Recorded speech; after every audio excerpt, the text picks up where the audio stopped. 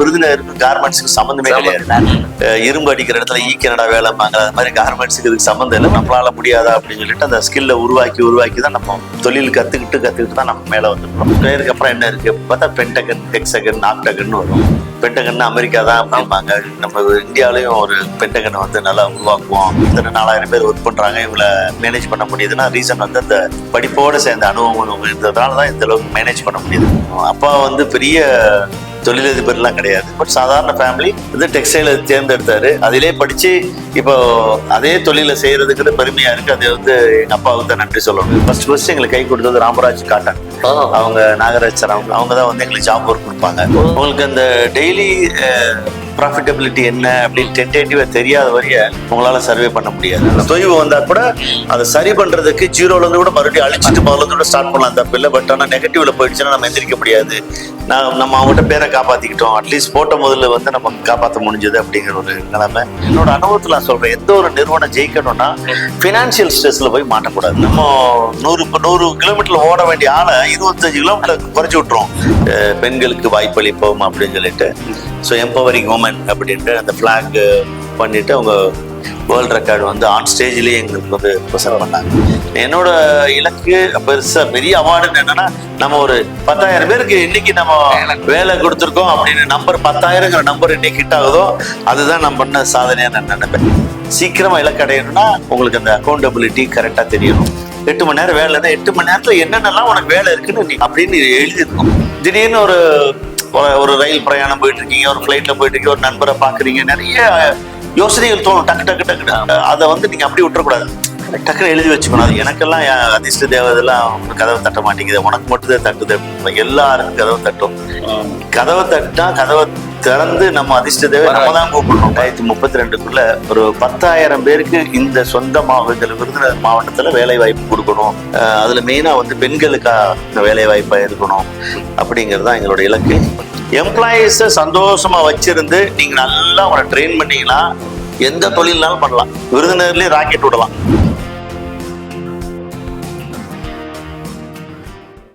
வணிகமணி பார்வையாளர்களுக்கு வணக்கம். இன்று நாம் சந்திக்கும் சிறப்பு விருந்தினர் பென்டகன் குரூப் ஆஃப் கம்பெனியின் மேலாண்மை இயக்குனர் ஜவஹர் கோவிந்தராஜ் அவர்கள்.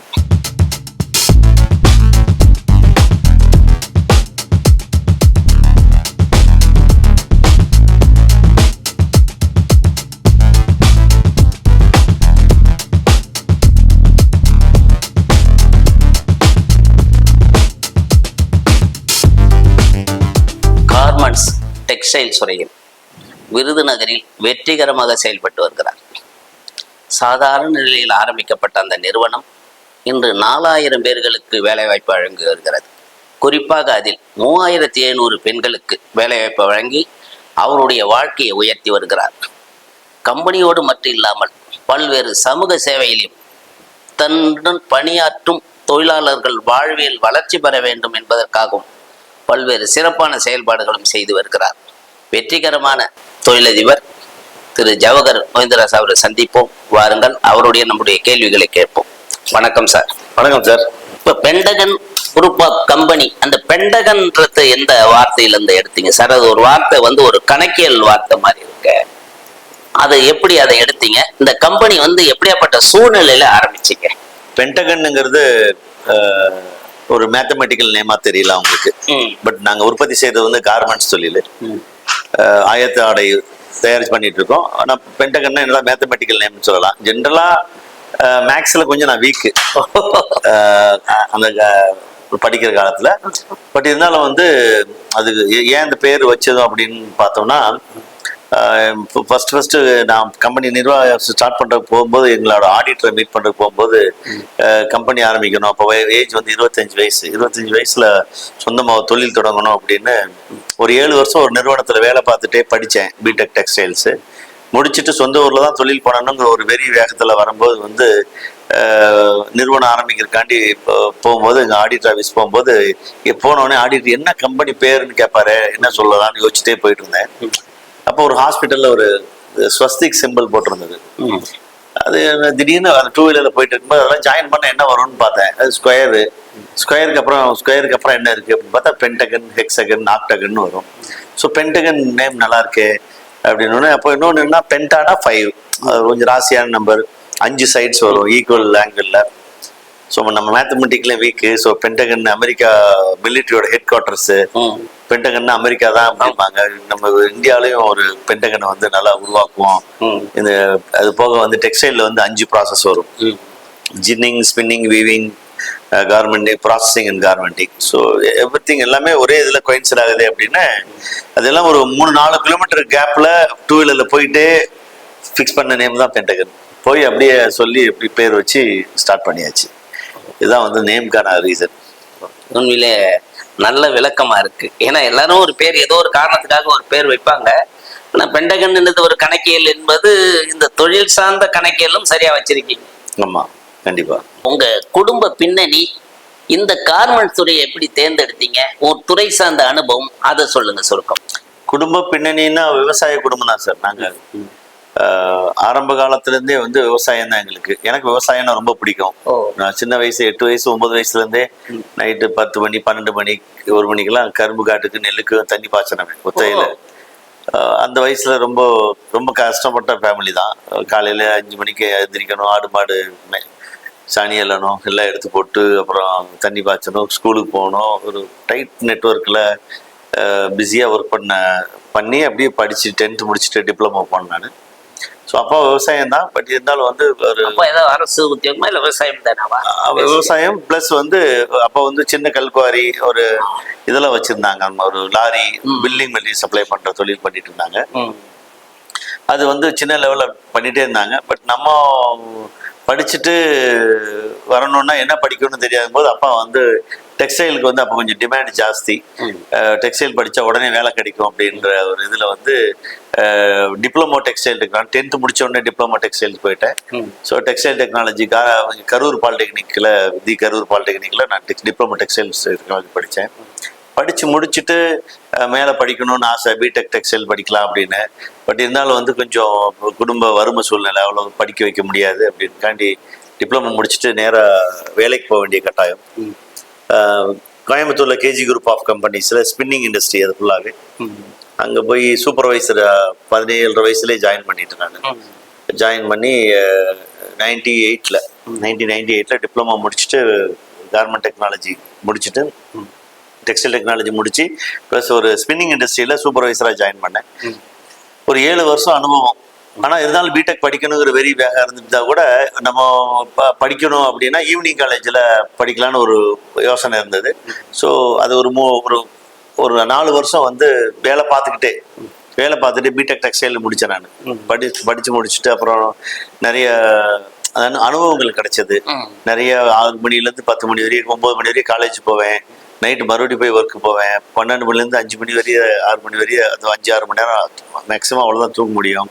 மறுபடியும் வேலை, ரொம்ப டைட் ஸ்கெடியூலில் ஒர்க் பண்ண அந்த அனுபவம், எம்ப்ளாயீஸை மேனேஜ் பண்ண முடிஞ்ச ஒரு அந்த எக்ஸ்பீரியன்ஸ் எல்லாம் வந்து இப்போ நம்ம என்ன வந்து கிட்டத்தட்ட 4000 பேர் ஒர்க் பண்ணுறாங்க. இவங்களை மேனேஜ் பண்ண முடியுதுன்னா ரீசன் வந்து அந்த 7 இயர்ஸ் எக்ஸ்பீரியன்ஸ் படிப்போடு சேர்ந்த அனுபவம் இருந்ததுனால தான் இந்த அளவுக்கு மேனேஜ் பண்ண முடியுதுனால. ஸோ அதான் ரீசன். அப்பா வந்து பெரிய தொழிலதிபர்லாம் கிடையாது, பட் சாதாரண ஃபேமிலி. ஆனால் தொழிலுக்கு என்னைய படிக்க வச்ச இது டெக்ஸ்டைலை தேர்ந்தெடுத்தாரு. அதிலே படித்து இப்போ அதே தொழிலை செய்கிறதுங்கிறது பெருமையாக இருக்குது. அது வந்து எங்கள் அப்பாவுக்கு தான் நன்றி சொல்லணும், அந்த டிபார்ட்மெண்ட் சூஸ் பண்ணி எனக்கு கொடுத்ததுனால. ஓகே, அங்கே நீங்கள் சேலரி லாஸாக வாங்கின சேலரி எவ்வளோ, அதாவது சம்பளம் எவ்வளோ வாங்கினீங்க? அதை வச்சு ஆரம்ப கட்ட முதலீடுக்கு எப்படி திரட்டினீங்க? ஒரு கம்பெனி ஆரம்பிக்கணும்னா முதலீடு ரொம்ப முக்கியமாச்சு. இனிஷியலாக சார் என்னோட சேலரி, நான் ஃபர்ஸ்ட் கம்பெனியில் சேரும்போது என்னோட சேலரி 1250 rupees, 1250 ரூபா தான் மாத சம்பளம். அதில் ஸ்டார்ட் பண்ணி அப்படியே ரன் பண்ணிட்டு இருந்தோம். ரன் பண்ணிட்டு ஒரு ஸ்டேஜுக்கு அப்புறமா ஒரு வருஷம் நல்ல கம்பெனியில் பெர்ஃபார்ம் பண்ண எனக்கு நல்ல பொசிஷன் கொடுத்தாங்க. ஆனால் இருந்தாலும் ஸ்பின்னிங் இண்டஸ்ட்ரியில் ஒரு லெவல் தானே. 7 வருஷம் கூட 7000, நான் வெளியே வரும்போது 7500 rupees தான் என்னோட சேலரி. இருந்தாலும் வந்து நம்ம சொந்த ஊரில் தான் தொழில் பண்ண ஒரு வெறி வேக இருந்ததுனால வந்து இனிஷியலாக வந்து நாங்கள் விருதுநகருக்கு வந்து தொழில் ஆரம்பிக்கிறேன்னு பண்ணும்போது வீவிங் ஃபேக்ட்ரி ஸ்டார்ட் பண்ணலாம் தான். ஏன்னா ஸ்பின்னிங் எக்ஸ்பீரியன்ஸ் பண்ண வீவிங் ஏர்ஜெட் வீவிங்ஸ் ஸ்டார்ட் பண்ணுவோம் அப்படின்னு பிளான் பண்ணிட்டு இருக்கும்போது வந்து முதலீட்டுக்கு வந்து நான் விருப்பமாக இருந்தால் கூட என் மேலே நம்பிக்கை வச்சு என்னுடைய சொந்தக்காரங்க மாமா சொந்த அக்கா வீட்டுக்காரர் மாமா அவங்களோட நண்பர்கள் எல்லாரும் சேர்ந்து நாங்க எல்லாம் சேர்ந்து ஒரு 5 பேர் தான் ஃபர்ஸ்ட் இது வீவிங் ஃபேக்டரி ஸ்டார்ட் பண்ணோம். அப்போ வந்து கொஞ்சம் நல்ல டைம்னு சொல்லலாம். ஒரு 2006 இருந்து 2008-09 வரையும் நல்லா இருந்தது. எல்லாருமே ஷேர் பண்ணி போட்டு ஒரு இன்வெஸ்ட்மெண்ட் போட்டு நாங்கள் ஸ்டார்ட் பண்ணோம். ஸ்டார்ட் பண்ணி அது ஃபுல்லாக எல்லாம் கம்ப்ளீட்டாக நான் தான் எக்ஸிக்யூட் பண்ணிட்டு இருந்தேன். நல்லா போயிட்டு இருந்துச்சு. ஒரு சமயத்தில் வந்து பவர் கட் இஷ்யூ வந்து தமிழ்நாட்டை ரொம்ப தலைவரிச்சு ஆயிடுச்சு 2009-10.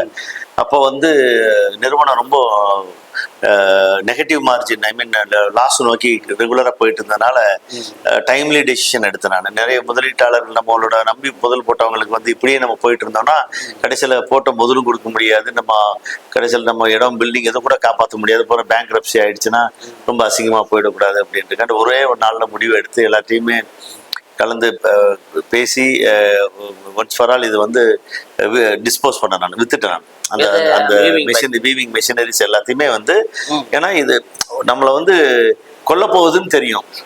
கொல்ல போனா எவ்வளவு லாஸ் வந்தது அந்த இதெல்லாம்? கிட்டத்தட்ட ஒரு 1 கோடி ரூபாய்க்கு மேல அப்ப இழப்பு இருந்துச்சு எங்களுக்கு. ஒரு கோடி ரூபாய்க்கு மேல எங்களுக்கு இழப்பு. பட் ஆனா என்னன்னா போட்ட முதல் வந்து நம்ம காப்பாத்தி எல்லாரும் கையில கொடுக்கணும் அப்படின்னா நம்ம அந்த இடம் பில்டிங் எல்லாத்தையுமே நம்ம அப்படி விட்டோம்னா அது பேங்க்ல பண்ணிடுவாங்க, சரியா வராது. ஸோ இப்போ மிஷின்ஸ் எல்லாம் வித்து கடனை கட்டி நிம்மதியா வெளியே வந்துட்டு அதுக்கப்புறம் ஜீரோல இருந்து கூட மறுபடியும் ஸ்டார்ட் பண்ணலாங்கிறதுக்காண்டி தான் நான் அதை நாங்கள் ரொம்ப சீரியஸாக எடுத்து நான் ஒர்க் பண்ணேன் நான். ஸோ இதுல வந்து ப்ரெஸ்டீஜுக்கு பிஸ்னஸ் பண்ணக்கூடாது. ஒரு ஒரு ஒரு தொய்வு வந்தா கூட அதை சரி பண்றதுக்கு ஜீரோல இருந்து கூட மறுபடியும் அழிச்சிட்டு முதல்ல இருந்து கூட ஸ்டார்ட் பண்ணலாம், தப்பு இல்லை. பட் ஆனால் நெகட்டிவ்ல போயிடுச்சுன்னா நம்ம எந்திரிக்க முடியாது அப்படிங்கிற ஒரு டைம்லி டெசிஷன் எடுத்து அது ஃபுல்லா கம்ப்ளீட்டா ஒரு கிட்டத்தட்ட 3 கோடி ரூபாய் அந்த அசெட்ஸோட ஒர்த்து எல்லாத்தையுமே ஒரே நாள் நைட்ல எல்லாத்தையும் பேசி முடிச்சு ஒரு வாரம் 10 நாளைக்குள்ள அத்தனையும் காலி பண்ணி அவங்ககிட்ட வித்தாச்சு. வித்துட்டு இடம் பில்டிங் மட்டும் இருந்தது. அதனோட அசெட் வந்து நம்ம போட்ட முதலீட்டுக்கு அவங்களுக்கு எக்ஸ்ட்ராவே கையில் கொடுக்குற மாதிரி ஆயிடுச்சு. ஸோ நம்ம அவங்ககிட்ட பேரை காப்பாற்றிக்கிட்டோம். அட்லீஸ்ட் போட்ட முதல்ல வந்து நம்ம காப்பாற்ற முடிஞ்சது அப்படிங்கிற ஒரு நிலைமை. அப்போ அந்த தமிழ்நாட்டில் அந்த பவர் கட் இஷ்யூலேருந்து நிறைய பேர் நிறைய இண்டஸ்ட்ரி நொஞ்சு போச்சு. நம்ம அந்த டைம்லி டிசிஷன் எடுத்து நம்ம முதல்ல மட்டும் காப்பாற்றி வச்சுட்டோம். அதுக்கப்புறம் வந்து நான் ஃப்ரெஷ்ஷாக ஒரு டைவர்சிஃபிகேஷன் பண்ணோம் அப்படின்னு சொல்லிட்டு கார்மெண்ட் ஃபேக்ட்ரி ஸ்டார்ட் பண்ணேன். நான் ஒரு 25 லட்சம் ரூபா ஃபர்ஸ்ட் இனிஷியல் முதலீடுல அந்த ஒரு ஸ்டார்ட் பண்ணோம். ஸ்டார்ட் பண்ணி கொஞ்சம் கொஞ்சமாக வங்கியில கடன் வாங்கி பண்ணீங்களா? வங்கியில கடன் வாங்கி தான் ஸ்டார்ட் பண்ணேன். அப்போ வந்து இனிஷியலாக ஸ்டார்ட் பண்ணும்போது என்னோட ஒய்ஃப் நேம்ல ஸ்டார்ட் பண்ணேன். அப்போதான் கல்யாணம் ஆயிடுது 28 வயசுல. பென்டகன் கார்மெண்ட்ஸ் சொல்லிட்டு ஒரு ப்ரொப்ரைட்டரி கன்சர்ன் ஒய்ஃப் நேம்ல லேடிஸ் பேர்ல போட்டா ஒரு 35% வந்து சப்சிடி கொடுப்பாங்க கவர்மெண்ட். மேடம் பேர் வந்து ஸ்ரீமதி. அவங்க பேர்ல வந்து அங்க ஸ்டார்ட் பண்ணேன். அவங்களும் இப்போ கம்பெனில அக்கௌண்ட்ஸ் அண்ட் ஃபினான்ஸ் பார்த்துட்டு இருக்கிறாங்க. அங்க ஸ்டார்ட் பண்ணி நாங்க பண்ணும்போது 25 லட்சம் ரூபா தான் முதலீடு எங்களுக்கு மொத்தம். பேங்க் லோனு என்னோட இன்வெஸ்ட்மெண்ட் எல்லாம் சேர்த்து அதில் கவர்மெண்ட் வந்து சப்சிடி கொடுப்பாங்க ஒரு 8 லட்சம் ரூபா. ஸோ அந்த 25 lakhsல ஸ்டார்ட் பண்ணி அப்போ எங்களுக்கு ஃபர்ஸ்ட் எங்களுக்கு கை கொடுத்தது ராமராஜ் காட்டன். அவங்க நாகராஜ் சார் அவங்க கம்பெனி தான் வந்து மதுரையில் இருக்கு. அவங்க தான் வந்து எங்களுக்கு ஜாப் ஒர்க் கொடுப்பாங்க. அவங்க துணி கொடுப்பாங்க, நாங்கள் கட் பண்ணி ஸ்டிச் பண்ணி கொடுத்துருவோம், ஜாப் ஒர்க் பண்ணி கொடுப்போம். அவங்கள்ட்ட தான் தொழில் கற்றுக்கிட்டேன் நான். அந்த இங்கெல்லாம் விருதுநகருக்கும் கார்மெண்ட்ஸுக்கு சம்மந்தமே கிடையாது. தீப்பெட்டி பட்டாசு எண்ணெய் பருப்பு விற்கிற இடத்துல போய் இரும்பு அடிக்கிற இடத்துல ஈக்கனடா வேலை வாங்கல, அது மாதிரி கார்மெண்ட்ஸுக்கு இதுக்கு சம்மந்தம் இல்லை. பட் இருந்தாலும் அந்த ஸ்கில் இல்லாத இடத்துல அந்த நம்ம டிப்ளமோ படிச்சிருக்கோம், பிடெக் படிச்சிருக்கிறோம், ஒரு டெக்ஸ்டைல்ல இருந்திருக்கிறோம், நம்மளால முடியாதா அப்படின்னு சொல்லிட்டு அந்த ஸ்கில்லை உருவாக்கி தான் நம்ம தொழில் கற்றுக்கிட்டு தான் நம்ம மேலே வந்திருக்கிறோம். இனிஷியலாக அந்த 2010 நம்ம கார்மெண்ட்ஸ் ஃப்ரெஷ்ஷாக ஸ்டார்ட் பண்ணும்போது ஒரு தொழிலை முடக்கி அதை வித்துட்டு மறுபடியும் ஜீரோலேருந்து ஸ்டார்ட் பண்ணது 2010. அப்போ 2010 என்னோட டேர்ன் ஓவர் வெறும் 1 கோடி ரூபாய். 1 கோடி ரூபாய் தான் வந்து. எவ்வளவு பேரை வச்சு ஆரம்பிச்சிங்க? அப்போ 35 பேர் தான். 35 பேர் 25 லட்சம் இன்வெஸ்ட்மெண்ட் ஸ்டார்ட் பண்ணோம். அப்புறம் 35 50 ஆச்சு, 60 100 150 300 அப்படியே இன்க்ரீஸ் பண்ணிட்டே போயிட்டு இருந்தோம். இடையில கூட ரொம்ப சேலஞ்சிங் பீரியட். ஒரு கட்டத்துல வந்து நிறைய நிறைய ரிஸ்க் எடுத்திருக்கிறேன், நிறைய கடன் வாங்கியிருக்கிறேன். கடன் வாங்கி எல்லாமே வந்து எங்க அம்மாவோட சப்போர்ட், அளப்பரிய சப்போர்ட். நிறைய ரிஸ்க் எடுத்து நீ என்ன உன்னால முடியும்னு நிறைய சப்போர்ட் பண்ணி கொடு. முதலீடு இல்லை, சம்பளம் போடுற காசு இல்லைன்னா கூட நகையில அடமானம் வச்சு செஞ்சு பக்கத்து தெரிஞ்சவங்ககிட்ட வாங்கி வட்டிக்கு வாங்கி கூட நிறைய கொடுப்பாங்க. ஸோ அப்படி ஆரம்ப கட்டத்தை ஒரு 3-4 வருஷம் ரொம்ப டஃப். அந்த லேர்னிங் கர்வ். கார்மெண்ட்ஸ்னால் என்னன்னு தெரியாது, ஏன்னா லேபரியஸ் ஒர்க், மிஷின் வச்சு வேலை பார்க்கறது இல்லை, எம்ப்ளாயீஸ் வச்சு production, quality, on time delivery கொடுக்கணும். அதில் நிறைய இழப்பீடுகள் இருக்கும், கன்சிஸ்டன்ஸ் ஆர்டர்ஸ் இருக்காது, நமக்கே தொழில் புதுசு. அப்போ அந்த பழகிற வரைய ரொம்ப ப்ரெஷர் சுச்சுவேஷன். அதை கடக்கிறதுக்கு ரொம்ப ஒரு ஸ்டேஜில் வித்துட்டு மறுபடியும் வேலைக்கு போயிடலாமான்னு யோசித்தேன். அது எந்த சரியா வரல. அது 2012 2000 அந்த 3 வருஷம் 2010, 11, என்ன சிக்கல் வந்தது அப்போ? அங்க சிக்கல் அப்படின்னா மென்டல் ஸ்ட்ரெஸ் நிறைய இருக்கும். மென்டல் ஸ்ட்ரெஸ்ஸோட சேர்ந்து ஃபினான்ஷியல் ஸ்ட்ரெஸ் இருக்கும். மென்டல் ஸ்ட்ரெஸ்ஸோட மேனேஜ் பண்ணலாம். எந்த ஒரு நிறுவனம், என்னோட அனுபவத்தில் நான் சொல்றேன், எந்த ஒரு நிறுவனம் ஜெயிக்கணும்னா ஃபினான்ஷியல் ஸ்ட்ரெஸ்ல போய் மாட்டக்கூடாது. ஃபினான்ஷியல் ஸ்ட்ரெஸ்ல மாட்டுச்சுன்னா உங்களோட 100% எனர்ஜி எஃபிஷியன்சி 20%, 30% குறைஞ்சிடும். ஆப்வியஸா அது குறைஞ்சினாலே உங்களால சர்வே பண்ண முடியாது. நல்ல பாயிண்ட். நம்ம 100 கிலோமீட்டர்ல ஓட வேண்டிய ஆளை 25 கிலோமீட்டர் குறைச்சி விட்டுரும். அப்புறம் எப்படி போய் உங்க இலக்கு அடைய முடியும்? ஸோ ரொம்ப காசியஸா நம்ம செய்ய வேண்டிய வேலை. ஒரு பிசினஸ் மேன் அப்படின்னா அன்றாட வீட்டுக்கு போகும்போது உனக்கு லாபமா நட்டமா, டெய்லி நீங்க வந்து இயர்லி பிஎன்எல் எவ்ரி குவார்டர் நான் ரிவ்யூ பண்றேன். அதெல்லாம் அந்த காலம். இப்பெல்லாம் வந்து அப்படி இல்லை, டெக்னாலஜி நிறைய வந்துருச்சு, நிறைய இருக்கு. நீங்க எவ்ரி டே இன்னைக்கு வீட்டுக்கு போகும்போது எவ்வளவு பெரிய பிசினஸ் வேணா பண்ணலாம். டென்டேட்டிவா அதை அக்யூரேட்டா சொல்ல முடியாது, பட் ஆனால் டென்டேட்டிவா 5-10% வித்தியாசம் இருக்கலாம். பட் வீட்டுக்கு போகும்போது உனக்கு லாபமா நட்டமா, என்ன இன்னைக்கு உனக்கு ஒரு 50,000 ரூபாய் லாபமா, 5 லட்சம் லாபமா, 50 ரூபா நட்டமா, என்னன்னு வீட்டுக்கு போகும்போது உங்களுக்கு தெரியணும், தெரிஞ்சுக்கணும். கம்பெனி நிறுவனம் அது அந்த அளவுக்கு வந்து உங்களுக்கு உங்களோட இது இருக்கணும். இது இருந்துச்சுன்னா உங்களை சீக்கிரமா ஓட வைக்கும். லாபம் நல்லா இருந்தா சீக்கிரமா ஓடுவீங்க. சரி, இன்னைக்கு எனக்கு 1 லட்சம் ரூபா நட்டம், இன்னைக்கு என்ன பண்ணுவீங்க? நாளைக்கு இன்னைக்கு 1 லட்சம் ரூபா நட்டம், 3ஆவது நாள் குதிச்சிருவீங்க உள்ள. ஏன், எதுக்கு, என்னன்னு தோண்டி ஆராய்ஞ்சு அதை சரி பண்ணுவோம். நீங்க போய் இல்ல ஒண்ணும் பார்க்காம 3 மாசம் கழிச்சு கணக்கு எடுத்து பார்த்து 1 கோடி நட்டம்னா அது அந்த 1 கோடி நட்டத்தை சரி பண்றதுக்குன்னு ஒரு வருஷம் ஆகும். கரெக்ட். உங்களுக்கு அந்த டெய்லி ப்ராஃபிட்டபிலிட்டி என்ன அப்படின்னு டென்டேட்டிவா தெரியாத வரைய உங்களால சர்வே பண்ண முடியாது, சீக்கிரமா போக முடியாது. சீக்கிரமா இலக்கடையணும்னா உங்களுக்கு அந்த அக்கௌண்டபிலிட்டி கரெக்டா தெரியணும். ஏன்னா வாழ்க்கை இந்த அளவுக்கு ஜீரோ. நான் வந்து வீட்டில் 1 ரூபா கூட நான் வாங்கினதில்லை. என்னோட பிசினஸ் இந்த துறை டெவலப் பண்ணதுக்கு 1 ரூபா கூட வீட்டில் வாங்கினதில்லை. கடன் வாங்கியிருக்கிறேன், கடன் வாங்கி கொடுத்துருக்குறாங்க, 1 ரூபா கூட நான் வாங்கினதில்லை, இன்வெஸ்ட்மெண்ட்டா போட்டதில்லை. பட் நான் என்னோட சமாளிப்பு எடுத்து போட்டு அந்த இதுலயே தான் நான் மேனேஜ் பண்ணி போயிருக்கிறேன். நம்ம இன்னைக்கு வந்து என்கிட்ட 4000 பேர் வேலை பார்க்குறாங்க, ஒரு 300 கோடி டேர்ன் ஓவர் ரீச் பண்றோம். இந்த நெக்ஸ்ட் 5 இயர்ஸ் 2032 ஒரு 1000 கோடி தாண்டணும் அப்படின்னு பெரிய இலக்கு வச்சிருக்கிறோம். 10,000 பேர் என்கிட்ட வேலை பார்க்கணும் 2032 நெக்ஸ்ட் 5-6 இயர்ஸ் இருக்கு. இவ்வளவு இலக்கு நோக்கி போறதுக்கு ஏன் இவ்வளவு கான்ஃபிடென்ட்டா என்னால சொல்ல முடியும்? இந்த அளவுக்கு நம்மளால அந்த ஒரு ஷார்ட் பீரியட்ல வளர முடியுது. 12 வருஷத்துல ஒரு 300 கோடி ஜீரோல இருந்து ஸ்டார்ட் பண்ணி வந்திருக்கிறோம் அப்படின்னா அது காரணம் வந்து என்கிட்ட ஒரு ஹேபிட் இருக்கு. ஹேபிட்னா அது டு டூ லிஸ்ட் ஃபாலோ பண்றதா இல்லை, எல்லாத்தையுமே இருக்கும் அது. பட் என்கிட்ட எப்பயுமே பாக்கெட்ல வந்து நிறைய பேப்பர்ஸ், நோட் வச்சிருக்கீங்களா? நோட்டெல்லாம் கூட கிடையாது. இது என்கிட்ட பேப்பர்ஸ், பஞ்ச் ஆஃப் பேப்பர்ஸ் இருக்கும். இது வந்து என்னோட நான் கம்பெனியில ஒர்க் பண்ணும்போது, ஸ்பின்னிங் மில்ல ஒர்க் பண்ணும்போது எனக்கு மேனேஜர் சொல்லி கொடுத்தது. நீ என்னென்னலாம் பண்ணணும்னு நினைக்கிற, உனக்கு என்ன வேலை, 8 மணி நேரம் வேலைன்னா 8 மணி நேரத்துல என்னென்னலாம் உனக்கு வேலை இருக்குன்னு நீ அப்படின்னு எழுதிடணும்.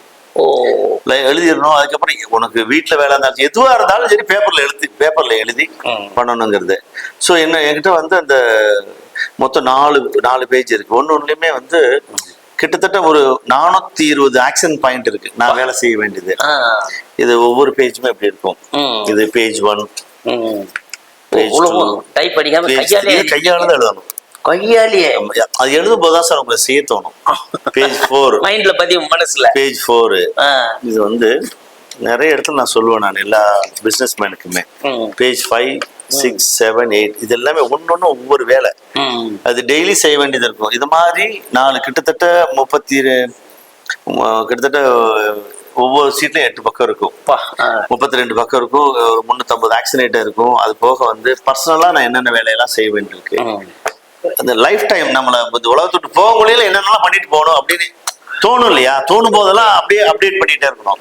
எவ்ரி ஒரு ஒரு மாசம் 2 வாரத்துக்கு ஒரு டைம் வந்து இதை வந்து ஃப்ரீ டைம்ல சண்டே ஈவினிங் உட்காந்துட்டு ஒரு 2 hours ஆகும். இதெல்லாம் முடிச்சிருக்கோம், இதெல்லாம் முடிக்க வேண்டியிருக்கு, இன்னும் என்னென்ன பண்ணணும். அது திடீர்னு ஒரு ரயில் பிரயாணம் போயிட்டு இருக்கீங்க, ஒரு ஃபிளைட்ல போயிட்டு இருக்கீங்க, ஒரு நண்பரை பாக்குறீங்க, நிறைய யோசனைகள் தோணும் டக்கு டக்கு டக்கு. அப்ப என்ன பண்ணணும்னா உங்களுக்கு இப்ப அதை வந்து நீங்க அப்படி விட்டுறக்கூடாது, டக்குன்னு எழுதி வச்சுக்கணும். அது பிசினஸ் ரிலேட்டடா இருக்கலாம், ஃபேமிலி ரிலேட்டடா இருக்கலாம், இல்ல நம்ம யாருக்காவது உதவி செய்யறதா இருக்கலாம். எப்படி ஏதோ ஒண்ணு நமக்கு தோன்றதை வந்து இங்க அப்டேட் பண்ணிட்டே இருக்கணும். நிறைய இடத்துல நான் சொல்றது உண்டு, அதிர்ஷ்ட தேவதை அதிர்ஷ்ட தேவதைன்னு தான் சொல்லுவாங்க. அதிர்ஷ்ட தேவதை வந்து எல்லார் கதவையுமே தட்டும். அது வந்து எனக்கு டைம் சரியில்லை, எனக்கெல்லாம் அதிர்ஷ்ட தேவதைலாம் ஒன்றும் கதவை தட்ட மாட்டேங்குது, உனக்கு மட்டும்தான் தட்டுது அப்படின்னு எல்லாருக்கும் கதவை தட்டும். கதவை தட்டா கதவை திறந்து நம்ம அதிர்ஷ்ட தேவை நம்ம தான் கூப்பிடணும், வர வைக்கணும். வர வச்சு அது நம்ம வந்து கதவை தட்டுதுன்னு நீங்க கதவை திறக்க சோம்பேறிப்பட்டுதான் 2 தட்டு தட்டிட்டு போயிடும். இதுதான் கணக்கு. அப்போ இந்த ரைட்டிங் ஹேபிட் இருந்தது, நோட் பண்ற ஹேபிட், நீங்க ஒண்ணு நீங்க மொபைல் எழுதுவாங்க, நீங்க பேப்பர் போவீங்க சார், டைரி எல்லாம் ஒரு சுமையா சுமந்துட்டே இருப்பீங்க. இது வந்து இட்ஸ் பாக்கெட் பேப்பர், ஒரு A4 சீட்டு 4ஆ மடிச்சு பாக்கெட்ல வச்சுட்டு 2 சீட்டு 3 சீட் வச்சுட்டா ஒண்ணுமே தெரியாது.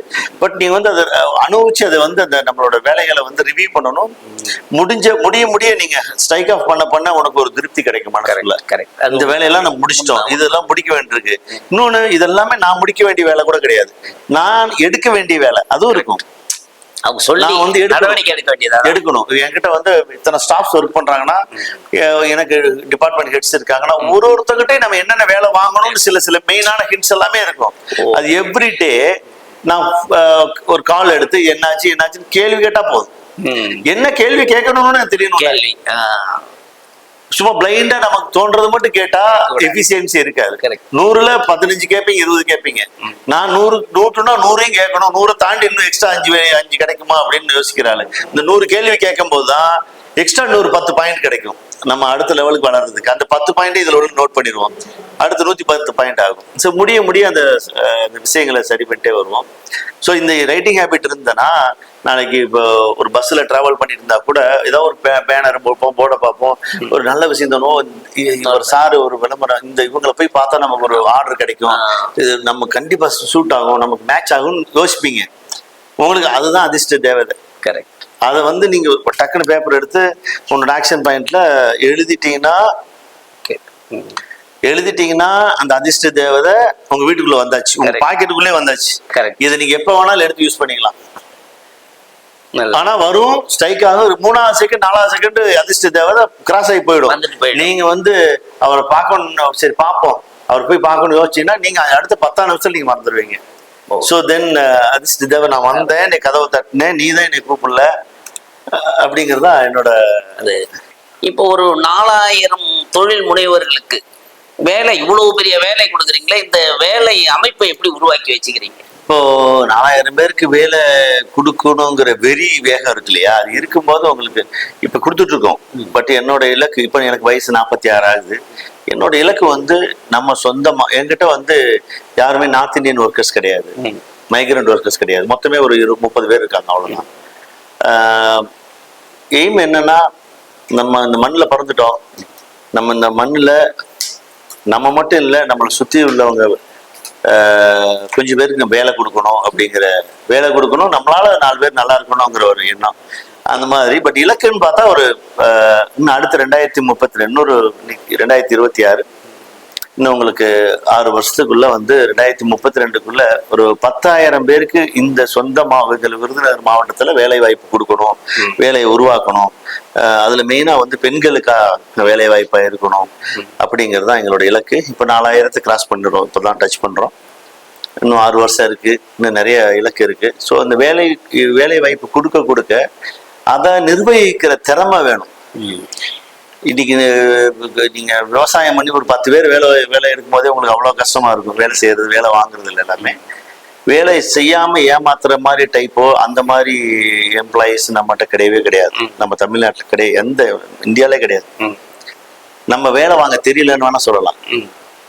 அவங்களுக்கு கரெக்டா நம்ம வேலை கொடுக்கல, அவங்ககிட்ட வேலை எடுக்க தெரியல, அவங்க தேவையானது பண்ண தெரியல, அவங்கள சந்தோஷமா வச்சுக்க தெரியலன்னு வேணா சொல்லலாமா ஒழிய, நீங்க ஆள் கிடைக்கல. ஒரு அக்கௌண்டன்ட் வந்து கணக்கு எழுதுவார், 4 பேர் இருக்கான், 4 பேர் தான் இருக்கான், 3 பேர் தான் இருக்கான், 2 பேர் வரமாட்டேங்கிறான். எல்லா நிறைய தொழிலதிபர்களுக்கு நான் சொல்ற இது வந்து நிறைய என்னோட அனுபவத்துல சொல்றது என்னன்னா, நிறைய அந்த நெகட்டிவாவே நம்ம பேசி அவங்க வரல, இவங்க வரல, இது பண்ணல, எம்ப்ளாயிஸ் வைக்காம அதை பத்தி குறை சொல்றதை விட நம்ம சைட்ல என்ன மிஸ்டேக் இருக்கு, நம்ம என்ன அவங்களுக்கு சப்போர்ட் பண்ணி கொடுக்கணும், ஏன் அவங்களால வர முடியல, இல்ல அவங்க கரெக்டா அவங்களால சர்வ் பண்ண முடியல அப்படிங்கிறது இன்னும் ஒரு சர்வ் பண்ணி எடுத்து நிறைய சஜஷன்ஸ் எடுத்து பண்ணும்போது அவங்களுக்கு வேணுங்கிறது பண்ணா அவங்க வந்து எங்கேயும் போக மாட்டாங்க. வேலை பார்க்கறதுக்கு ரெடி.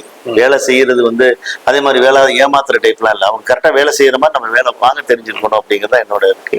ஸோ அதுக்கான டீம் என்கிட்ட நான் உருவாக்கி வச்சிருக்கிறேன் ஆரம்பத்துல இருந்தே.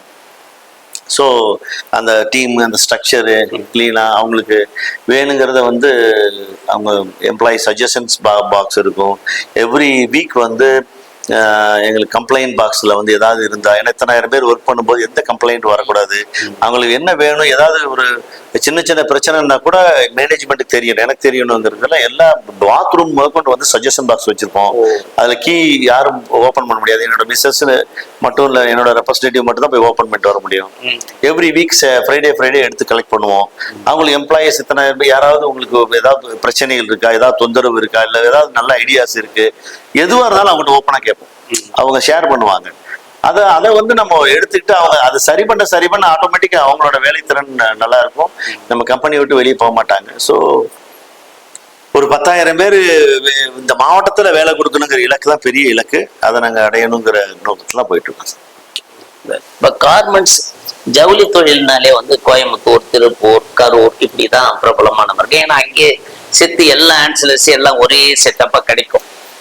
ஆனா வந்து விருதுநகர் வந்து டெக்ஸ்டைலுக்கு பேர் போனது இல்லை.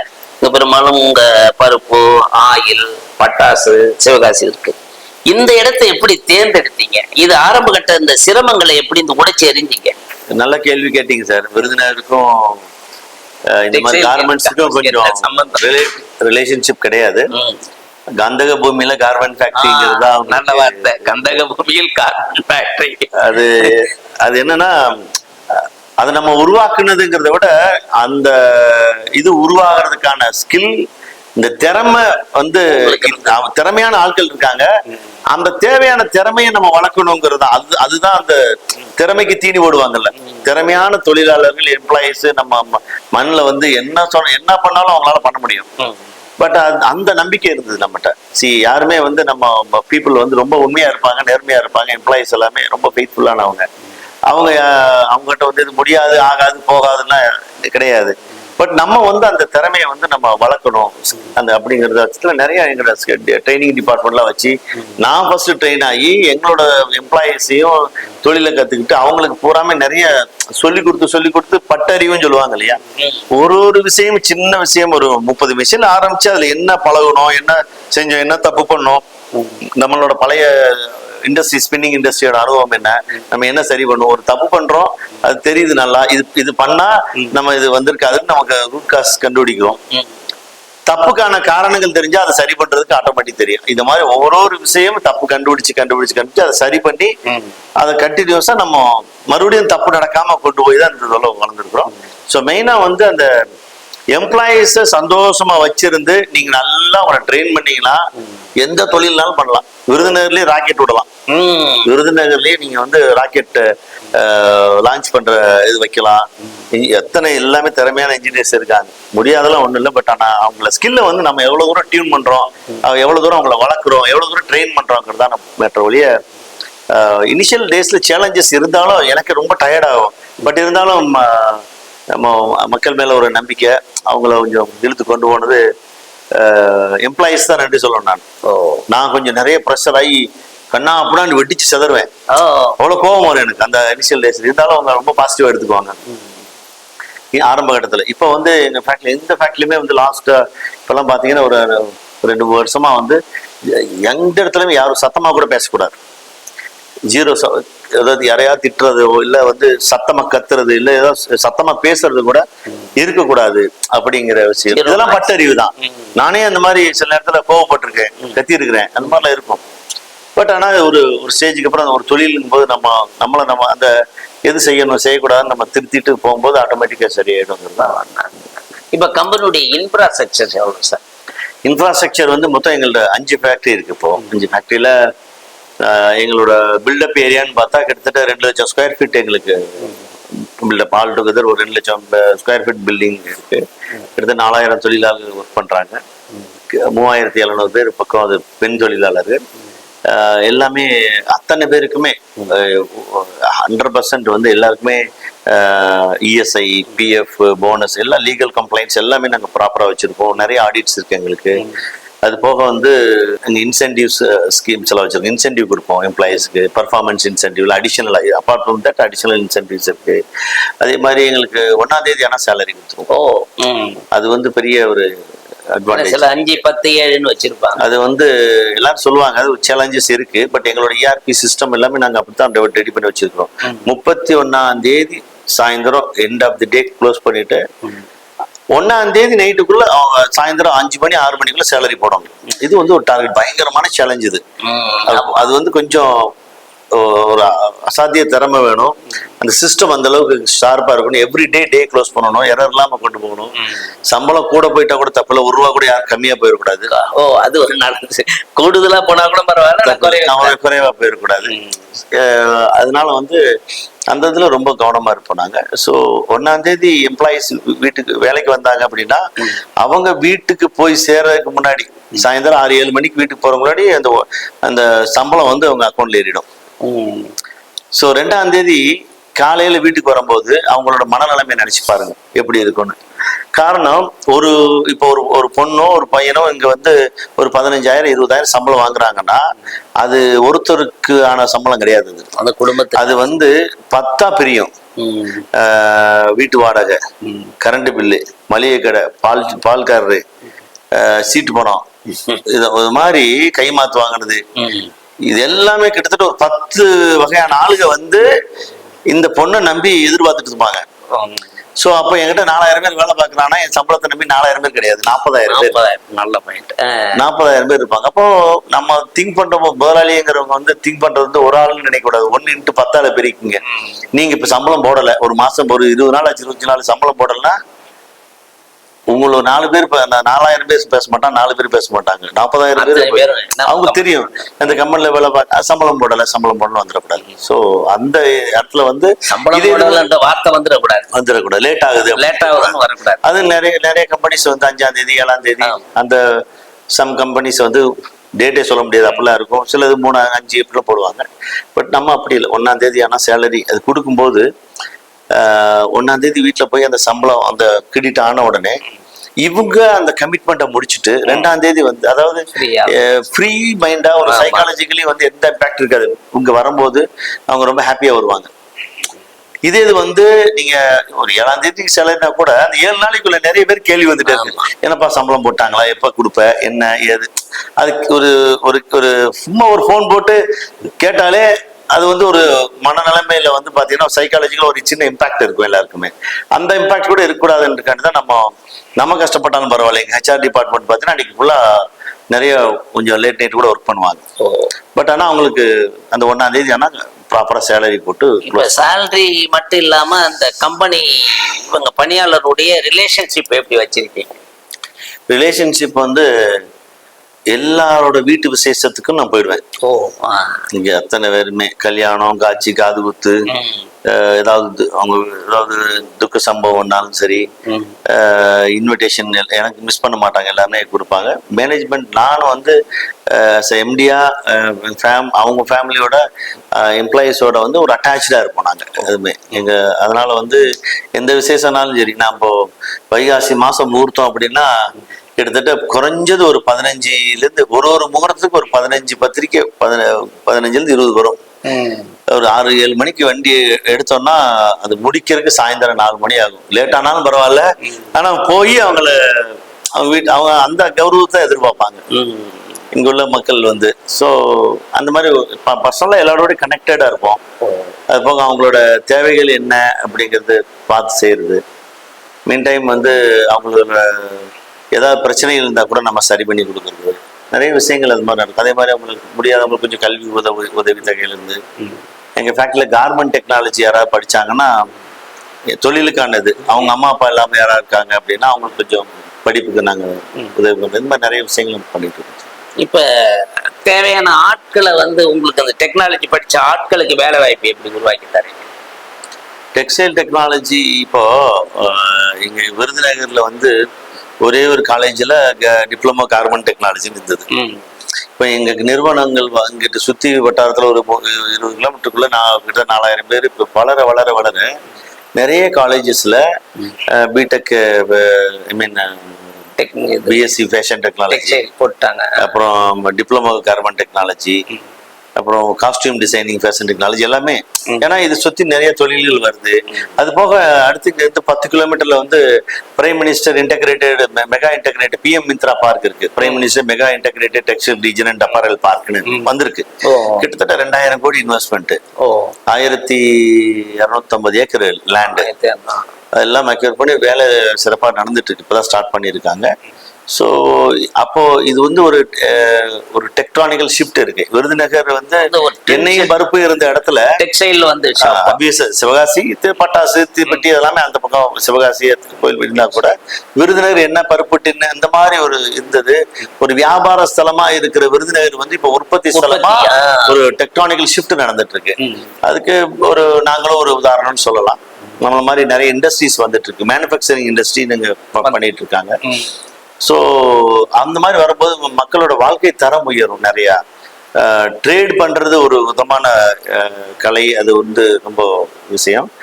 மேனுஃபேக்சரிங் இண்டஸ்ட்ரி பெருகும்போது என்ன ஆகும்னா நிறைய பேருக்கு வேலை வாய்ப்பு கொடுக்க முடியும். இப்போ வந்து இங்கே விருதுநகர் வந்து வணிக மையத்திலேருந்து உற்பத்தி மையமாக உருவாகி வருதுன்றீங்க. இதுக்கு மாவட்ட அளவில் அந்த தொழில் மையங்கள் அரசு எது மாதிரியான ஊக்கங்களை கொடுத்துட்டு வருது? கவர்மெண்ட் வந்து நல்லா சப்போர்ட் பண்றாங்க சார். அதுலலாம் குறை சொல்ல முடியும். நிறைய வேலை வாய்ப்பு கொடுக்கறதுக்கு நம்ம ரெடியா இருந்தோம்னா அவங்க சப்போர்ட் பண்றதுக்கு இண்டஸ்ட்ரியல் சென்டர்லாம் நிறைய பண்றாங்க. ரூரல் டெவலப்மெண்ட் அத்தாரிட்டிலாம் வந்து நிறைய நாங்களே எம்ப்ளாயிஸ் மொபிலைஸ் பண்ணி கொடுக்குறோம்லாம் கேட்குறாங்க. அது போக வந்து சென்ட்ரல் கவர்மெண்ட்டோட ஸ்கீம்ஸ் நிறைய இருக்கு. நாங்க இப்ப நிறைய ஒண்ணுமே தெரியாதவங்களை கொண்டு வந்து ஒரு 30 நாள் ட்ரைனிங் கொடுக்குறோம். அதுக்கு வந்து சென்ட்ரல் கவர்மெண்ட்ல ஸ்கீம்ஸ் இருக்கு. இப்ப சமர்த் ஸ்கீம் இருக்கு. சமர்த் ஸ்கீம்னா வந்து நம்ம அவங்களுக்கு ஒரு 45 ஒர்க்கிங் டேஸ் ட்ரைனிங் கொடுக்கும்போது கவர்மெண்ட் வந்து கிட்டத்தட்ட ஒரு எம்ப்ளாய்க்கு ஒரு 14,500 ருபீஸ் பே பண்றாங்க. ஸோ அந்த இது நீங்க இல்லைன்னா அந்த பணம் வந்து இனிஷியல் அந்த இன்வெஸ்ட்மெண்ட் அந்த ஸ்கில் டெவலப் பண்ற கையில இருந்து நம்ம போட்டு ஒரு தொழில் நடத்த ரொம்ப சிரமப்படும். ஸோ அதெல்லாமே ரொம்ப ஆன்லைன்ல பூரா வந்து அவங்களுக்கு Aadhaar based system, CCTV footage எல்லாமே யாரும் கரெக்டாக பண்ணுறாங்களான்னு மானிட்டர் பண்ணுறாங்க. ஸோ அது கரெக்டாக பண்ணும்போது அந்த சப்சிடிஸ்லாம் கிடைக்குது. For training, for employee skill development காண்டி கிடைக்குது. அதை விட வந்து இங்கே விருதுநகர் வந்து ஒரு முன்னேற துடிக்கும் மாவட்டம், ஆஸ்பிரேஷனல் டிஸ்ட்ரிக்ட். ஒரு பெருமையா சொல்லணும்னா விருதுநகர் மாவட்டத்துல பென்டகன் வந்து ஹையஸ்ட் எம்ப்ளாய்மெண்ட் பெண்களுக்கான ஹையஸ்ட் வேலை வாய்ப்பு வந்து நம்ம தான் கொடுக்குறோம் விருதுநகர் மாவட்டத்துல. அந்த இது வந்து சொல்ல முடியும். ரெக்கார்டு நிறைய வந்து அதுல எல்லா ஜெண்டரும் கலந்துருப்பாங்க. பட் நம்ம மேக்சிமம் வந்து பெண்களுக்கு நிறைய வேலை வாய்ப்பு. ஏன் பெண்களுக்கு முன்னுரிமை கொடுக்குறீங்க? பெண்கள் அப்படிங்கிறது ஆப்வியஸா வந்து நம்ம கார்மெண்ட்ஸ் தொழிலுங்கிறது வந்து ஆண்களும் செய்யலாம், பெண்களும் செய்யலாம். பெண்களுக்கு ஏன்னா பெண்களுக்கு இன்னொரு பேர் இருக்கு, தையல் அப்படின்னு பேர். தையல் நாயகி, தையல்னா கடவுள். அது வந்து தையல்னாலே அது பெண்கள் அப்படிங்கிறது தான். இன்னொன்னு வந்து ஒரு சமுதாயத்துல ஒரு பெண்ணுக்கு கல்வியோ வேலை வாய்ப்போ நீ கொடுத்தீங்கன்னா அந்த குடும்பமே வந்து அடுத்த ஜெனரேஷன் வந்து நல்லா இருக்கும்.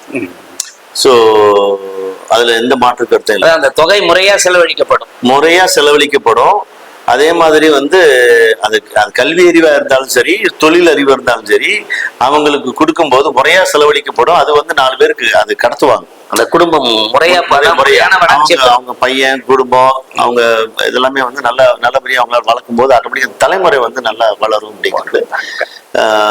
அதனால நிறைய எங்க எம்ப்ளாயிஸ்லாம் சொல்லுவேன், 18 வயசுக்கு கீழே இருக்கிறவங்க படிக்கணும். 18 வயசுக்கு மேல இருக்கிறவங்க படிக்கணும். 58 வயசுக்கு கீழே இருக்கவங்க என்ன பண்ணணும், 18ல இருந்து 58 வயசுக்குள்ள இருக்கிறவங்க ஒண்ணு படிக்கணும், இல்ல மாற்றுத்திறனாளியா இருக்காங்க அவங்களால வேலையை செய்ய முடியும் அப்படின்னா பரவாயில்ல. அதை தவிர்த்து அது ஆணா இருக்கட்டும் பெண்ணா இருக்கட்டும் வீட்டுல இருக்கிறாங்க வேலை செய்யாம ஏதோ ஒரு காரணம் சொல்லி நான் குழந்தைய பாத்துக்கணும் அது பண்ணணும் என்னால முடியல ஆகல போகலங்கிறது வந்து எங்க ஃபேக்டரிலாம் வந்து குழந்தைகள் காப்பகம் இருக்கு.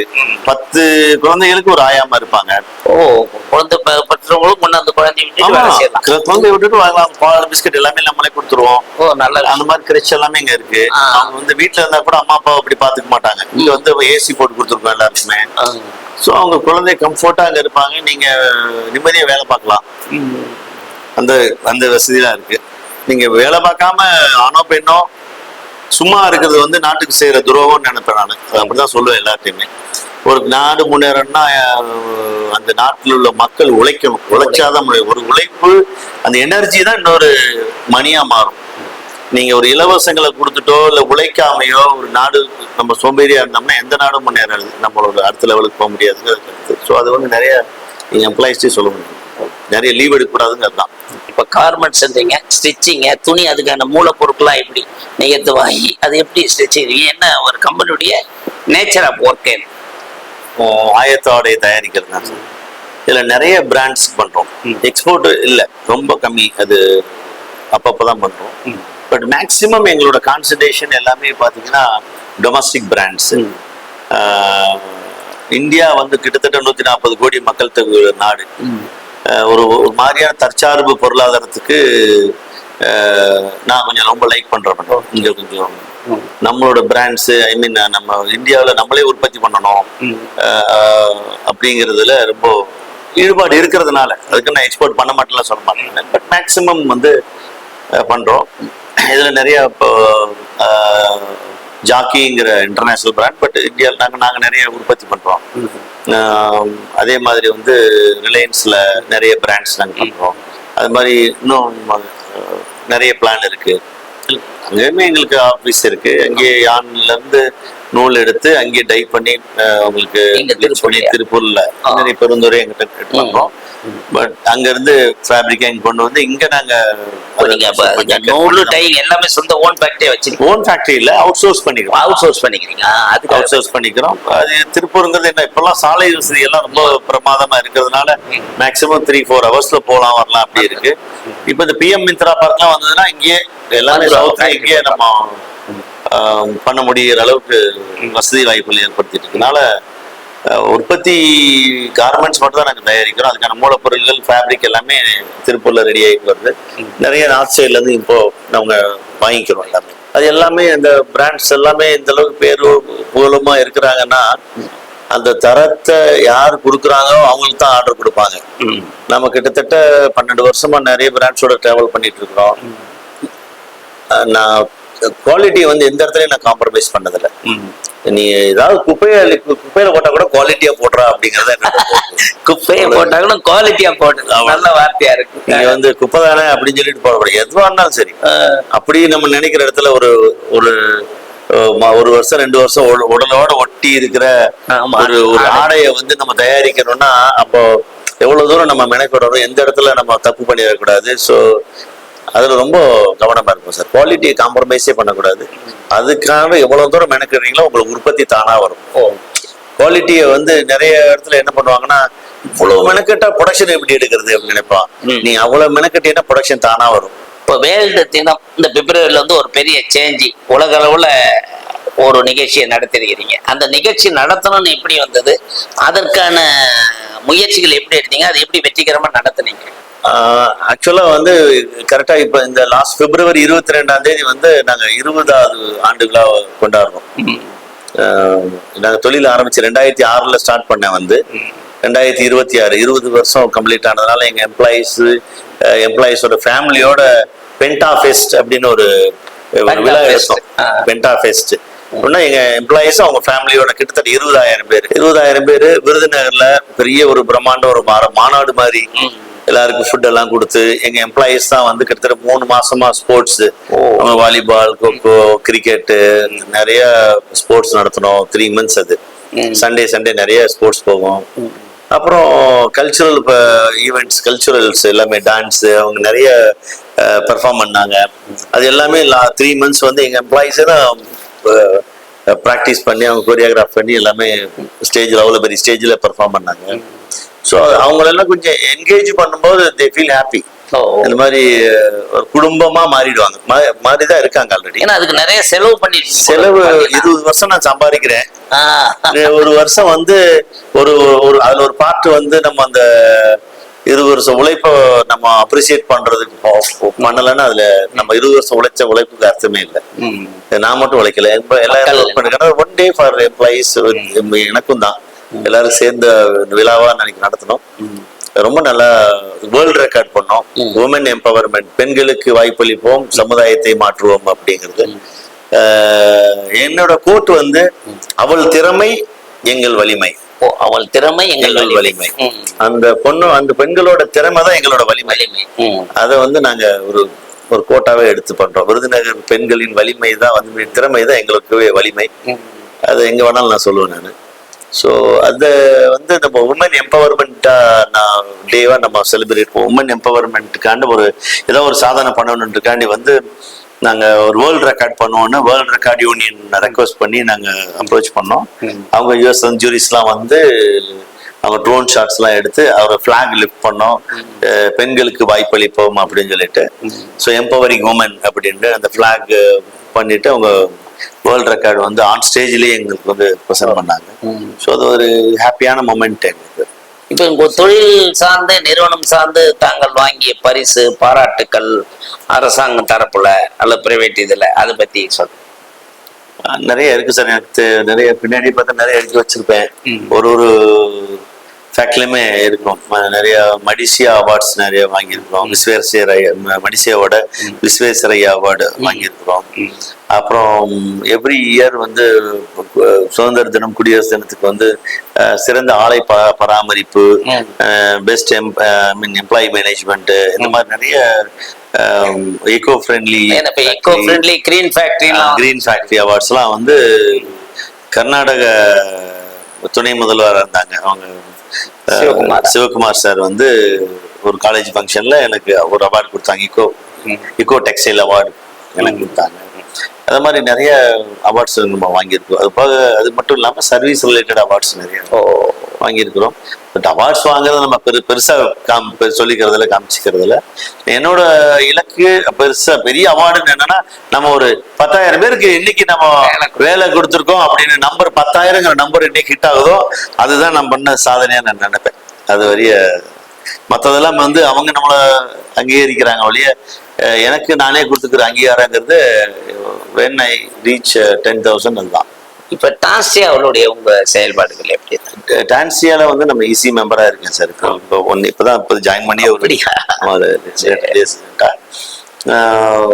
டான்சியாவோட நிகழ்ச்சிகள்லாம் பங்கெடுக்கிறீங்க? நிறைய அடிக்கடி ஜாஸ்தி போறது இல்லை. நான் இப்பதான் ஈஸி ஆயிருக்கிறனால இங்க அசோசியேஷன் பிரசிடென்ட், இந்த சிட்கோ அசோசியேஷன் பிரசிடென்ட் டான்சியால. இன் ஃபியூச்சர் வந்து டான்சியால வந்து நிறைய விஷயங்கள் வந்து கவர்மெண்ட்டுக்கு நம்ம ரெப்ரசன்ட் பண்ணி இன்னும் பெஸ்டா இப்போ டீம் நல்லா பண்றாங்க. அவங்களோட இன்னும் சிறப்பா இணைஞ்சு செயல்பட்டு நிறைய பெரிய பெரிய விஷயங்களை வந்து நம்ம தமிழ்நாட்டு இண்டஸ்ட்ரிக்கு நம்ம செய்யணும், உறுதுணையா இருக்கணுங்கிறது என்னோட வேண்டுகோள் சார். இப்ப இந்த துறை வளர்ச்சிக்கு வந்து மத்திய மாநில அரசுகள் இன்னும் என்ன செய்ய? ஏன்னா நீங்க பெண்கள் வேலை வாய்ப்பு, நீங்க 10,000 வேலை வாய்ப்புன்னும் போதுன்னா அவங்க வாழ்க்கை தரம் வருது. அவங்கள சார்ந்து ஒரு 10 பேருன்னு போதுன்னா ஒரு இன்னைக்கு 4,000 என்பது ஒரு 40,000 குடும்பங்கள் அந்த இது வராங்க. இது இன்னும் வளர்ச்சி அடையினா மத்திய மாநில அரசுக்கு டேக்ஸ் மாதிரி, மற்ற இபி மாதிரி, மற்ற இதுல என்ன சலுகைகள் என்ன கொடுக்கணும்னு நினைக்கிறீங்க தொழில் வளர்ச்சிக்கு? மெயினா இந்த மாதிரி லெபாரியஸ் இண்டஸ்ட்ரி இருக்கிறவங்களுக்கு நீங்க டாக்ஸ் பெனிஃபிட்ஸ் எல்லாம் ஒரு பக்கம் இருந்தா கூட எங்களை மாதிரி கார்மெண்ட் ஃபேக்டரிஸ் லோக்கல் பீப்புளுக்கு வேலை கொடுக்கறவங்களுக்கு நீங்க டிரான்ஸ்போர்ட் சப்சிடி கொடுக்கலாம்.